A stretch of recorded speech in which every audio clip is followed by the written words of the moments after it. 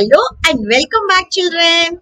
In this lesson, I am going to teach you the rules for using the 7 most important punctuation marks so that you can write English without making mistakes. So, there are exercises within the lesson to help you practice, and as always, there is a final quiz at the end of the video. So, if you are ready, let's begin. So we are going to start with terminal punctuation. So terminal means the end. So terminal punctuation marks are what we use to end a sentence. So there are three of these: the period or full stop, the exclamation mark, and the question mark. Let's look at the period or full stop first. So this mark is called the period in American English and it's called the full stop in British English. Okay, so it is called period in American English and it's called the full stop in British English. So it is used to mark the end of declarative and imperative sentence. So I'll explain. So here are some examples. I teach English. So we had pizza for dinner last night. Yes, so if it's rain tomorrow, I'll bring my umbrella. So these sentences are called declarative sentences because they declare something. So they give us some information. Okay, children. So at the end of each sentence, you see a period or full stop.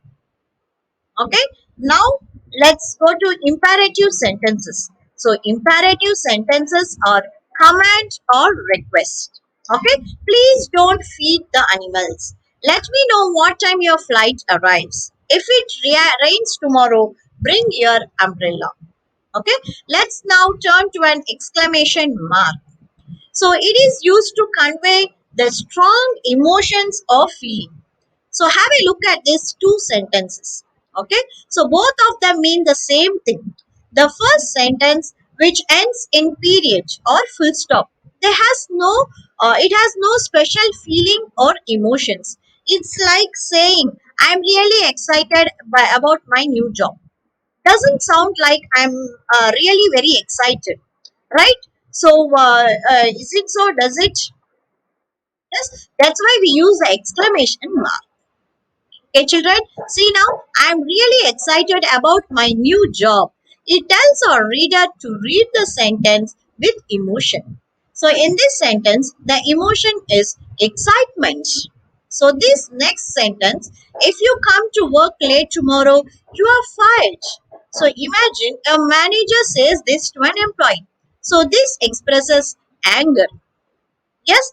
Now see here, in the same way, you can show many other feelings, including surprise, joy, fear, etc. using the exclamation mark. Now both of these sentences are declarative, but you can also use the exclamation mark in an imperative sentence like this one. Johnny, don't play with your foot. So you can imagine a mother saying that angrily to her son. So it's a strong or strict command. So another place where we use the exclamation mark is after interjections. So here are a couple of sentences. Ouch! You just stepped on my foot. Wow, what a beautiful house. So interjections are words like ouch and wow, which are used to express feelings. So remember, if you want to convey strong emotion in a sentence, put an exclamation mark at the end of it. If there's no special feeling, just end the sentence with a full stop or period.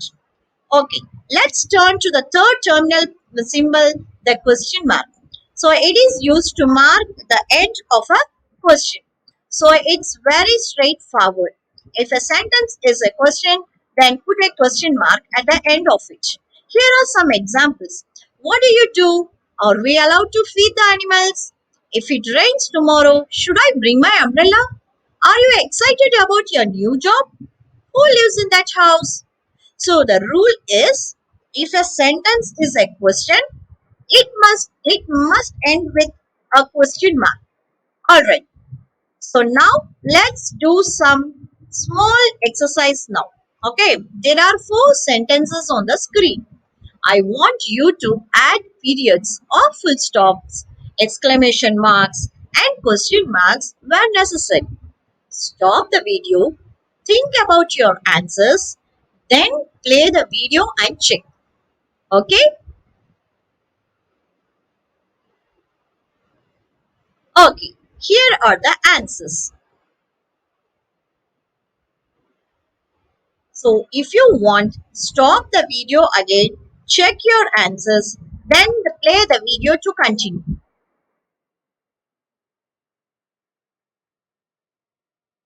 So before we move on to the next topic, a quick note on spacing. So notice that there is no space between the last letter of a sentence and the terminal punctuation marks. Okay. So notice there is no space between the last letter of a sentence and the terminal punctuation mark. If you put a space there, it's wrong. Okay. So but when you begin a new sentence, you should leave a space after the terminal mark and you should start the new sentence with a capital letter. So capital letters are called uppercase and letters and small letters are called lowercase letters. Now children, I hope that you have understood about terminal punctuation.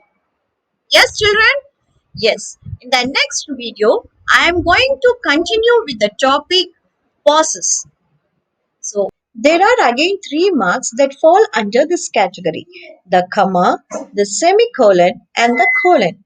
So, these are called pauses because they are used to tell the reader to stop briefly for a moment and then continue reading. Let's start with comma. Yes, it's pronounced comma, not comma. This mark has 4 main uses. The first is to separate items in a list. For example, we need to buy milk, eggs, flour, and sugar for the cake. There are 4 items in this list separated by commas.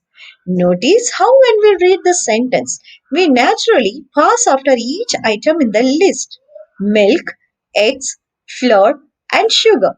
The job of commas is to show these pauses. Now you may think that it is wrong to put that last comma before and. Yes, but there is no rule about it. It's really your choice. You can include that comma or you can leave it out if you wish. I like to always put it there to avoid confusion. Now, if you only have 2 items, don't use a comma. We need to buy eggs and flour for the cake. But if you have more than 2, put a comma after every list items except the last. Also notice that there is no space before commas. There is no space before commas, but there is a space after each one. This is the correct formatting. Please remember that. Here are 2 more examples. The car is spacious, stylish, and affordable. Yes, the car is spacious, stylish, and affordable. Why don't you go upstairs, take a shower, and get ready to leave? So, in this last sentence, the list items are not just single words, they are verb phrases. So, this is the first use. The second use of comma is to separate the words that are not part of the sentence. Take this example.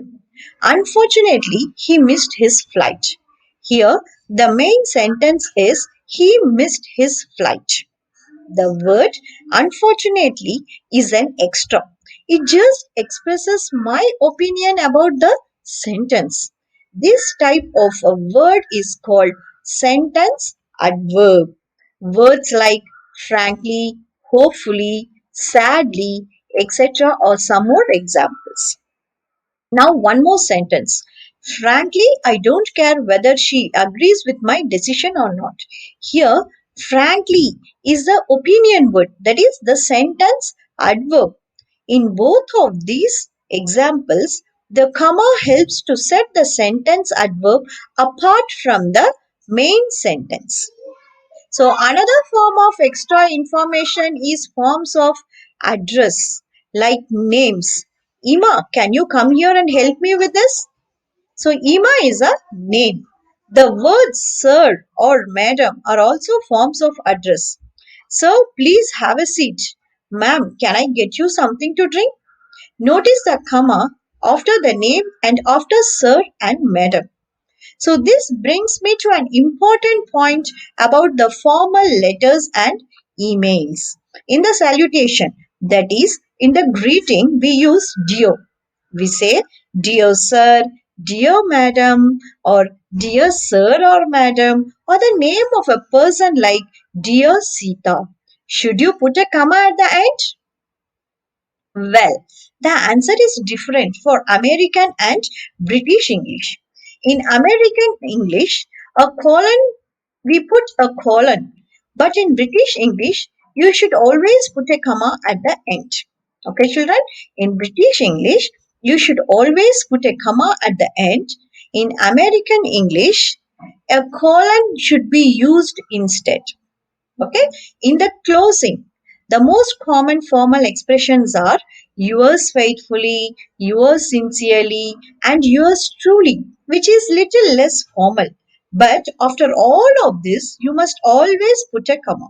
This is true for both American and British English. Now, the third use for comma is to separate linking words like however, therefore, for example, in fact, of course, etc. These words connect one sentence to another sentence. Now, here are some examples. Her parents wanted her to be a doctor. However, she had other plans. So, this is a great book. In fact, it is one of the best I have ever heard. In these sentences, the linking words, what are the linking words here? However, in fact. Yes, so in this sentence, the linking words, however, and in fact, are at the beginning of the sentence and there is a comma after them.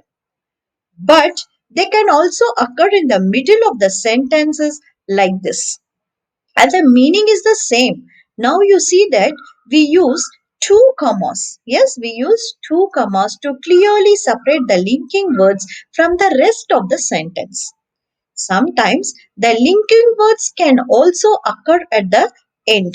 In that case, one comma is enough because the sentence then ends with a period, that is a full stop. Now, the fourth and final use of comma is with clauses.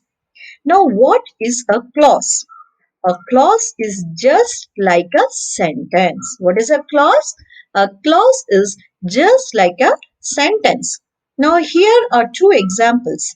We went to the beach last weekend. When Rahul gets home from work. Now, notice that the first one is a full complete sentence. So, this is called an independent clause. Yes, but the second one is not complete. If I say, when Rahul gets home from work, you will ask, okay, what does he do? So, this is called a dependent clause. So, we need to finish the sentence by adding an independent clause. So, when Rahul gets home from work, he watches TV for an hour. That first clause, when Rahul gets home from work, is called dependent clause because it depends on an independent clause. He watches TV for an hour to be a complete sentence. The dependent clause is sometimes also called a subordinate clause. What is that? Subordinate clause. But it means the same thing. Remember, an independent clause is a complete sentence. Independent clause is a complete sentence and a dependent clause is not complete. It needs to be connected to an independent clause to be a full sentence or complete sentence. So now that you know the basic of clauses. Let's talk about the correct use of commas with them. There are 6 sentences on the screen. So each sentence has 2 clauses, but there are no commas. I want you to just try the exercise. Put commas where you think they are needed. Stop the video. Think about your answers. Then play the video again and check.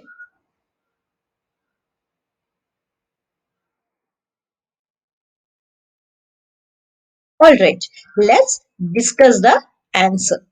In the first sentence, there are 2 independent clauses.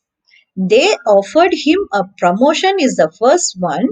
He accepted it immediately is the second one. These classes are independent because each one can be a complete sentence. Whenever you connect 2 independent clauses in the same sentence, you must put a comma after the first one. But that's not enough. You must use a word like and, but, or, so to connect the clauses. These words are called coordinating conjunctions. Coordinating conjunctions.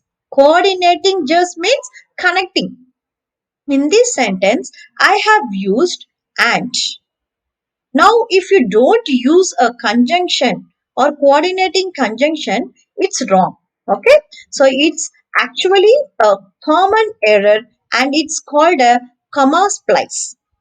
That's when you use just a comma to connect 2 independent clauses.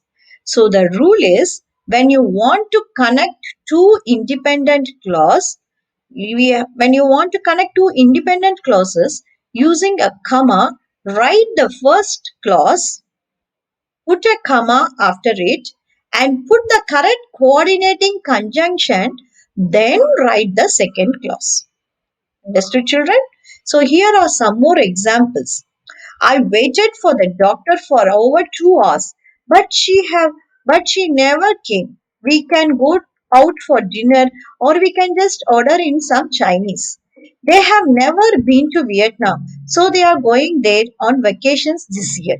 In all of this, we have 2 independent clauses connected by a comma and then a coordinating conjunction. Yes, children understood? Now, sentences number 2 and 3 deal with connecting a dependent clause to an independent clause. So, now if you see in number 2, we have a dependent clause first. If you study more, this clause is dependent because it is not completed. The second clause, your grades might improve, is independent. So here's the rule. If the dependent or subordinate clause comes first, put a comma after it. Okay? Put a comma after it. In number 3, the first clause is independent. I was so happy. And the second clause is dependent. When I heard the news. So now the order is reversed. If the dependent or subordinate clause comes second, then you don't use a comma. So this sentence is correct as it is. No comma should be used here. Understood, children? Let's move on to the next 3 sentences. In this, we have a special type of subordinating clause, the relative clause, also called the adjective clause because it gives information about a noun. Now, a relative clause is introduced by a relative pronoun who, which, whom, that, or a relative adverb like when, where, or why. So in sentence number 4, the relative clause is who. Who won the Nobel Prize in Physics this year? It gives information about the noun scientist. That is, it tells who that scientist is. Now, what happens when we remove the clause? What happens when we remove the clause? See, that lady is the scientist. That lady is what scientist? I don't understand. So, this relative clause cannot be removed from the sentence and it is called an essential relative clause. Essential means it's very important. The rule is that we don't use commas with essential relative clause. Okay? We don't use commas with essential relative clause. But in number 5, we have something different. There is a relative clause which is the last date of the year. Yes, it gives us information about New Year's Eve. But this clause can be removed. Now see here, people love to celebrate New Year Eve. Yes, people love to celebrate New Year's Eve. The meaning is still clear. Yes, children? So the clause is called non-essential relative clause. It's not so important. It just gives us some extra information. We separate non-essential relative clause with a comma. Yes, we separate non-essential relative clause with a comma. Okay, children? Okay, now, what about the 6? What about number 6? Here, we find a relative clause in the middle of the sentence. Whom you met at the party. It gives information about Oliver. Whom you met at the party? It's Oliver. So, let me ask you, is it essential or non-essential? Yes, it's non-essential because you can remove it and the sentence still makes sense. My friend Oliver just got a job at Apple. So we separate it from the rest of the sentence, but we use two commas this time because the relative clause in the middle. Yes, so these are all the rules of punctuating clauses correctly. Okay, let's do the another exercise now. This time it's for all the uses of comma. Stop the video. Put commas in the correct places in these sentences. Then play the video again and check.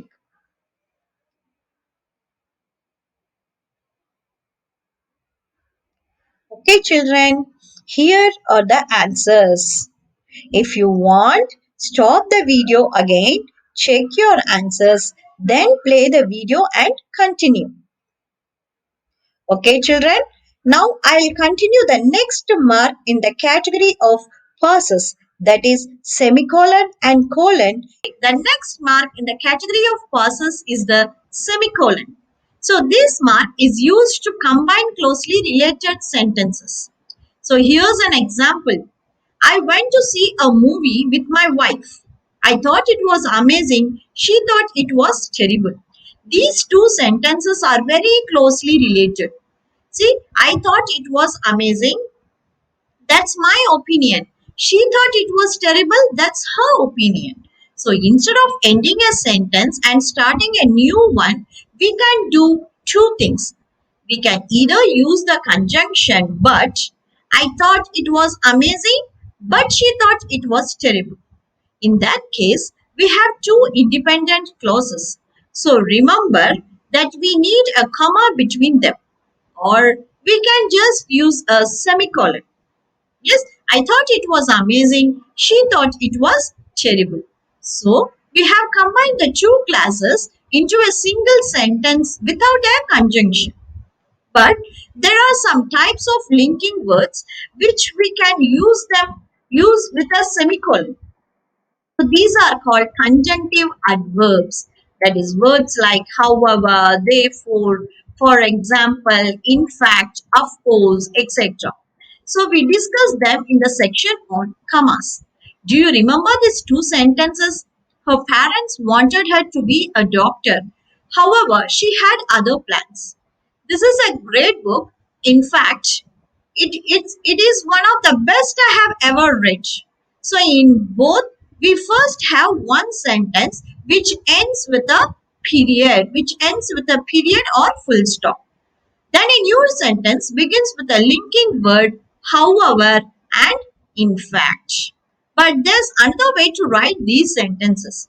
Instead of period or the full stop, you can also use a semicolon. Yes, if you do that, the second clause should begin with a lowercase letter because it's now part of the same sentence. The meaning is still the same, but the semicolon makes the clause look more connected. So remember that with conjunctive adverbs, you can either use a period to end the first sentence and start the next one, or you can use a semicolon to combine the two clauses into one single sentence. As with other punctuation marks we have discussed so far, we leave no space before the semicolon, but we leave a single space after it. Yes? Okay. Now we move on to the last punctuation mark in the category of pauses, and that is the colon. So the colon has one purpose: to introduce information after an independent clause. Here's our two lists introduced by colons. So Danny's seafood restaurant specializes in four items: prawn, shrimp, crab, and lobster. So whenever you drive, you must do the following: wear your seat belt, obey traffic laws, and keep your eyes on the road. So the information that comes after the colon can also be a clause rather than list items. Let me make this very clear. If you fail another test, I'm taking away all your video games. I'd love to move to Japan, but there's one big problem. I don't speak any Japanese. Okay. In all of these examples, I want you to notice that before the colon, there is an independent clause or a complete sentence. Okay. So this is very important. But notice what happens when we rewrite the first sentence like this. Jainese seafood restaurants specializes in prawn, shrimp, crab, and lobster. Now we cannot use a colon after in because up to that a word Danny's seafood restaurant specializes in is not a full complete sentence. It's not an independent clause. So we can write other sentence as well. You see these on the screen now. If you want, stop the video and read them. So remember that we only use a colon after a complete sentence, also known as an independent clause. There is an exception though, and that is in titles and headings. So where we want to save space, in those places, you will see colons used after single words or phrase. In fact, you will see that in the headings of this lesson as well. But in general, use a colon only after an independent clause or complete sentence. When you use a colon, don't leave a space before it, but do leave a space after it. Finally, we move on to the last punctuation mark in our lesson, the apostrophe. So this is used for two purposes. Mark The first is to mark contraction. Contraction is when we combine two words into a single word, as in these examples. I'm a teacher. She is waiting at the bus stop. He would never take a bride. Here we see I am shortened to I am, and that's the contraction. And then we have she's, which is she is. It can also be she has in a different situation. And he would, which is he would here, but it can also be he had. And there are many other contractions in English. The apostrophe is used to indicate that certain letters have been omitted or removed to make the contraction.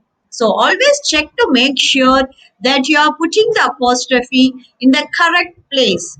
For example, Pedro does not like the idea. We can shorten does not to doesn't by removing the O in not. So we put the apostrophe in the place of O. Yes. So you can't put it anywhere else. So another important thing with contraction is that you can only shorten and combine two words at a time, not more than that. So now take this sentence. They are not coming to the party. So they aren't coming to the party is correct. The contraction is they are. They plus are. Okay. So but you can't write they aren't coming to the party. So the contraction in see here, they aren't coming to the party. See the contraction is aren't, are plus not. They are not coming to the party is also correct. The contraction is they are. They plus are. But you cannot write they are not. They aren't. They aren't coming to the party. That's not possible. In fact, it is wrong in speech as well. So remember, you can only contract two words at a time. This is the first use. Now, the second use of apostrophes is to mark possession. So, possession refers to ownership or relationship. So, for example, Have you seen Anita's new car? It's my brother's birthday today. So, Forbes magazine publishes a list of world's most powerful people. In these sentences, we have used apostrophes with the noun Anita, my brother, yes, and the word. But what do we do when a word ends in S already? So, like Thomas, was, girls, or ears in these sentences. In each sentences, there are two options. Which option is correct? Stop the video and think about it. Then play the video again and check. Okay. Notice that in the first two sentences, the nouns Thomas and was, yes, are singular. In sentences 3 and 4, the nouns are plural. Girls, ears. Okay. In these last two sentences, it's pretty easy. Don't use the S with plural nouns that ends in yes. Okay. So only put an apostrophe. But in the first two sentences, both the options are correct. This is because some writing guide says that with a singular noun that ends in yes, you should write apostrophes yes, apostrophe yes to make the possessive. Others say you shouldn't use the yes, just an apostrophe. So there's no strict rule. So it's up to you to choose which method you want to follow. But make sure that you pick one method and use the same thing throughout your writing. Now, another quick note on spacing. Yes, so with the apostrophe, we don't leave a space before or after. Okay, we don't leave a space before or after it. But if it comes at the end of a word, that is, if it's the last character in a word, we leave a space and begin the next word. Okay, I want to alert you now to common error with the possessive use apostrophes. And it is with the possessive noun pronouns yours, hers, ours, theirs, and its. For example, the room is hers. Is this book yours? He is friend of ours. Our car is more spacious than theirs. In these words, you must never use an apostrophe. The case of its is interesting because there are actually two words that sound the same. It's without an apostrophe and it's with an apostrophe. The word it's without an apostrophe is a possessive pronoun. For example, the dog wagged its tail, meaning the tail of the dog. Yes, so the company is planning to expand its operation in Asia. That means the operations of the company.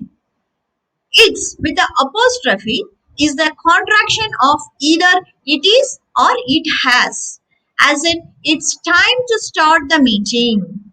It's been a while since we spoke, meaning it has been a while since we spoke. So make sure to remember this difference between them to avoid mistakes.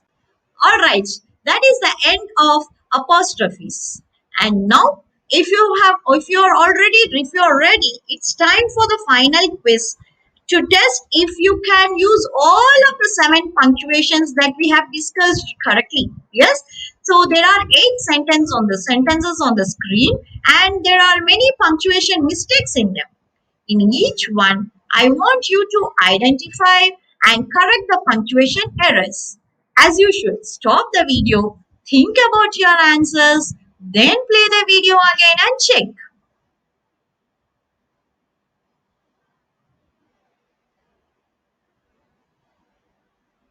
Alright, here are the answers. So, how many did you get correct?